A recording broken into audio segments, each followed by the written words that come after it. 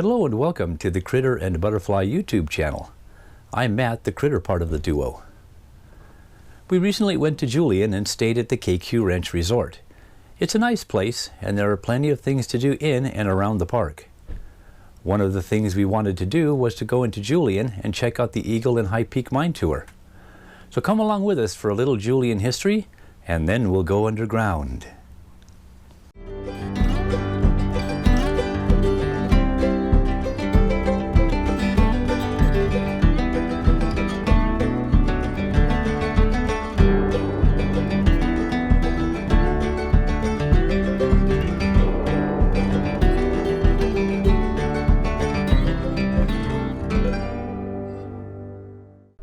For this adventure, we took Highway 67, then picked up Highway 78 and followed it through Ramona, Santa Isabel, and the town of Julian. Then we made a right on Highway 79 just outside of town. Off of Highway 79 on KQ Ranch Road is the California Wolf Center, and a little further on is the campground we'll call home for the next few days. The KQ Ranch Resort is a private campground in a rustic mountain setting with plenty of shade trees and green spaces. They have many amenities, including a clubhouse, store, pool, stocked fishing pond, various fields and courts, and lots of activities to take part in for all ages. We arrived to 40 to 60 mile per hour winds, chilly temps, clouds, and sporadic rain. We were very glad we were towing the Trail Manor because of its low profile and light weight. The fact that it doesn't get wet inside during setup was a huge plus. I sort of felt sorry for the folks I saw driving or towing those big townhomes on wheels in this kind of weather. We ventured out to shoot some video, but being inside dry and warm won out in the end. Here's some video we shot between rainstorms.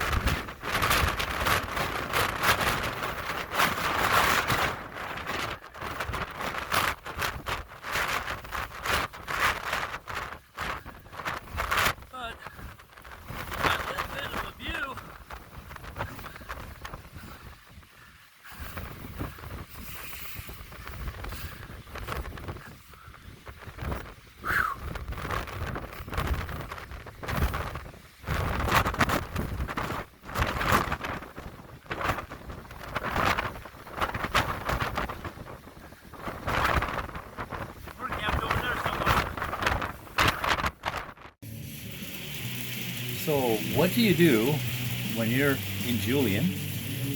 You're all set up and all ready to explore, and then you get rain and 60 mile an hour winds and hail.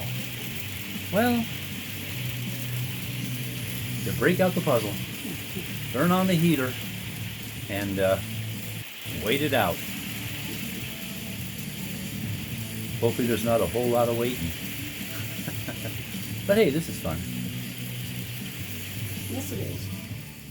The next day we went to Julian to have some of the famous apple pie and check out the Eagle and High Peak Mine Tour. Alright, so we get to Julian and this is what meets us.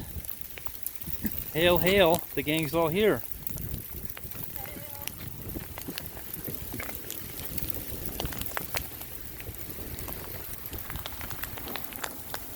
It's a dry hail, though. In the eyeball. Not cool hail. Julian has a long history of gold and apples. The first reported gold strike was by A.E. Fred Coleman in January of 1869. Story has it, as he was watering his horse in a local creek, he noticed a shiny material on the creek bed. He took out his frying pan and panned the creek and found enough gold to show people. Cue the rush of gold seekers. Later in 1869, 4 cousins, Drury and James Bailey, and Mike and Webb Julian, ended up homesteading and planting crops in the area of what is now the town of Julian. In early February 1870, 2 separate gold deposits were discovered near the Bailey camp. Drury Bailey uncovered the Warrior's Rest deposit, and a few days later, H.C. Bickers discovered what would be the George Washington mine. They formed the Julian mining district, and shortly after, Drury Bailey titled the new town Julian after his cousin Mike because it sounded better than Bailey for a town name, and because he was the most handsomest man in camp and was a favorite with the ladies. The town of Julian survived after the gold rush because of its climate, rich soil, and the many families that had moved into the area. Families need stores, schools, and churches, so Julian slowly grew. By the late 1890s, the mining operations were slowing production, and apples were becoming the main focus. Large harvests helped Julian apples win gold medals at the 1893 Chicago World's Fair, the 1907 Jamestown, Virginia Exposition, and the San Francisco World's Fair of 1915. Most of the mines had all but shut down by the late 1930s because they were no longer profitable. The area is dotted with over 200 hard rock mines. Among them are the Gold King and Gold Queen mines, where KQ Ranch gets its name, the Washington mine off the old Banner Toll Road, and the Eagle and High Peak mines. The Eagle mine is a small single-level mine as was common in the area. The mine was started by Billy Moran in 1870. He tunneled to find a gold vein and brought out a sample to see if the mine would be worth the work. There was eventually a crew of 12 that worked the mine. The High Peak mine was a commercial mine with 11 different levels and a much larger crew. The 2 mines were eventually joined so the High Peak mine could get their rock out to the processing equipment easier. The Eagle Mining Company is not far off of Julian's main street. Make a left on C Street and follow the signs. The road meanders through the outskirts of Julian and ends up at the mine. The abandoned mines and claims were purchased by Ed and Ellen Sprague in 1967 to be restored as it was in 1870 when it opened. They thought it important to preserve this piece of California history. You almost expect to see miners working as you walk through the mine. Many pieces of mining equipment and related items are throughout the mines and property. Our guide was a longtime local who was very knowledgeable and funny. Join us as we explore the Eagle and High Peak mines. Just mind your head. Roll it, Will. It'll come on automatically. Yeah.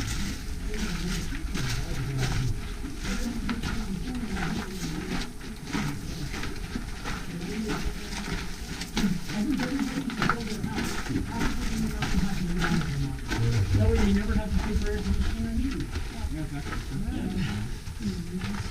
Keep coming. Okay.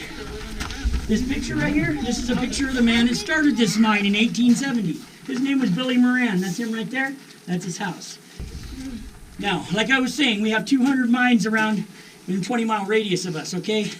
Most of them are small mines like this one. We call them ma-pa mines, okay?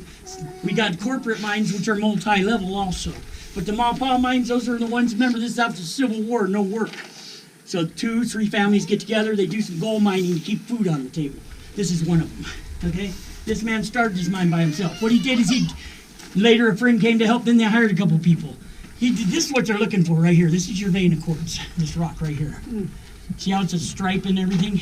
This is what your gold is in right here. You take this out, take it to the mill, crush it, and get the gold.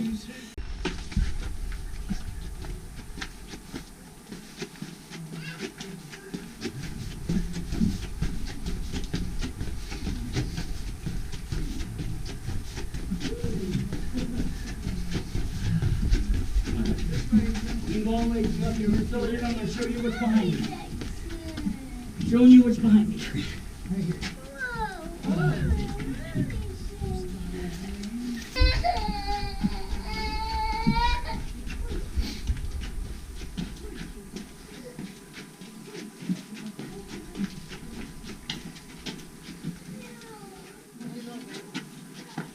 Okay. Don't hit your hat. That'll keep my skull. This is really low right here. That's the foam one.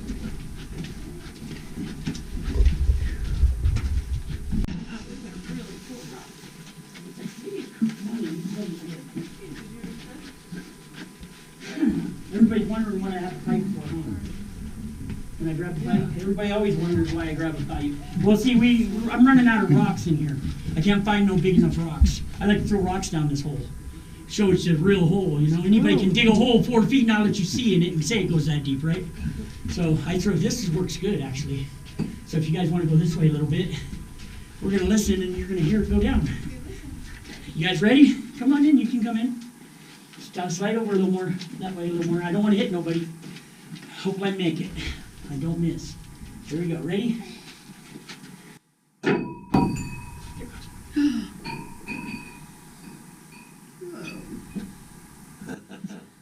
That was a heavy pipe. Keeps catching on something there. I think that hole splits off.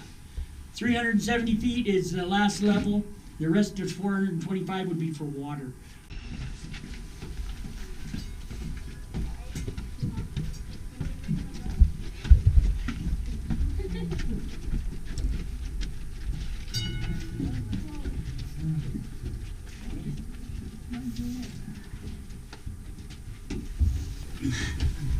Come on in. Come on in. Are we all good with darkness? All the kids good with darkness? Okay. This was the foreman's office. This is where the man in charge would be. Nothing get by him without him seeing it. Now, this is a candlestick holder. This was found in this mine. Okay, we don't know what year, but it is an antique. They either hammered these in the mountain. You guys come on in. Come on in. You got to come in to see this because it's going to get dark out there. This is where we light the candle, shut the lights off, give you an idea of what kind of lighting they work by. Then I'll put the little candle out and show you what total darkness is like. Okay, so they would stick these into the mountain like that, or they would hang them on the wall like that, put the candle this way so they had 2 hands to work with. It's either that or put a tin on their hat with a candle in the tin to reflect the light. Now this is where we're going to do this. Light the candle. Okay, now, you guys ready for this? No screaming. No screaming. Here we go. Never go into a mountain alone. Always take somebody with you. Miners always worked in pairs. It's safer that way. Plus, they bought their own candles, so when they got to the mine, a lot of them walked into where they were working with their hand like this, so they knew when to duck. Then they lit their candles when they got there. Okay, now, everybody see this vein right here? Kind of glows, doesn't it? Every stripe you see is quartz. Every stripe is a quartz. That's what carries the gold, all the stripes. You can see it better with the candle than you can actual lighting. See that? Kind of glows in a way. So, now that you know that, can I go dark now? Yeah. Okay, here we go. Boom. Okay, can you see your hand in front of your face? No. I put my thumb on my nose, wiggle my fingers, I see a bunch of black shadows. Try it. What do you see? See those black shadows? Yeah. Okay, gotta get you.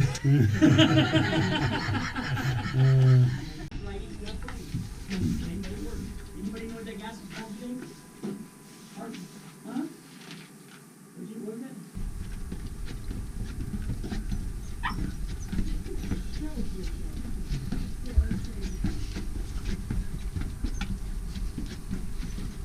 This right here, this is your jump hole. This is where the powder man would go. Wet bandana around his face, climb in there, count his blast. As he's counting his blast, big cloud of dust. We'll go down this tunnel, leaving the mine. Like a... Okay, what I'm going to do is I'm going to show you guys some gold in this rock right here.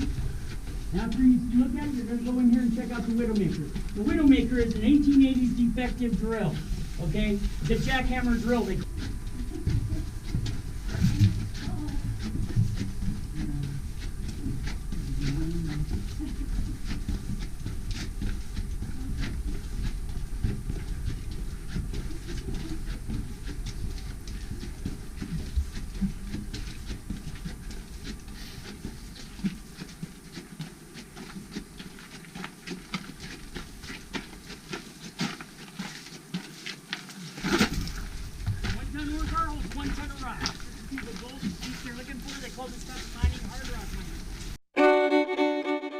This was just a small taste of what the mine tour is like.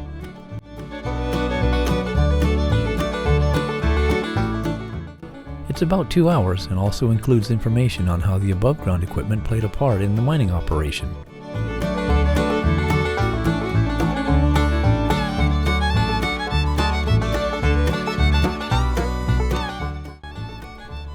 These are the rock crushing machines, or mills. They would crush the rock into a fine sand, then mercury would be added to bond to the gold. Then the mercury-gold amalgam would be separated from the rest of the material. Heat would then be applied to the gold-mercury mix to vaporize the mercury, leaving the gold. The mercury would be condensed to be used again, and the gold would be washed, then cast into bricks. It's a little more complicated than that, but that's the basics. There is also a gold panning station to try your skill at finding that elusive gold. It's a fun and informative look at what the life of a hard rock gold miner in the Julian area and the California gold rush was like. I thought we might add in a few photos of our campground the day we left. You know, the day the sun came out and the rain stopped.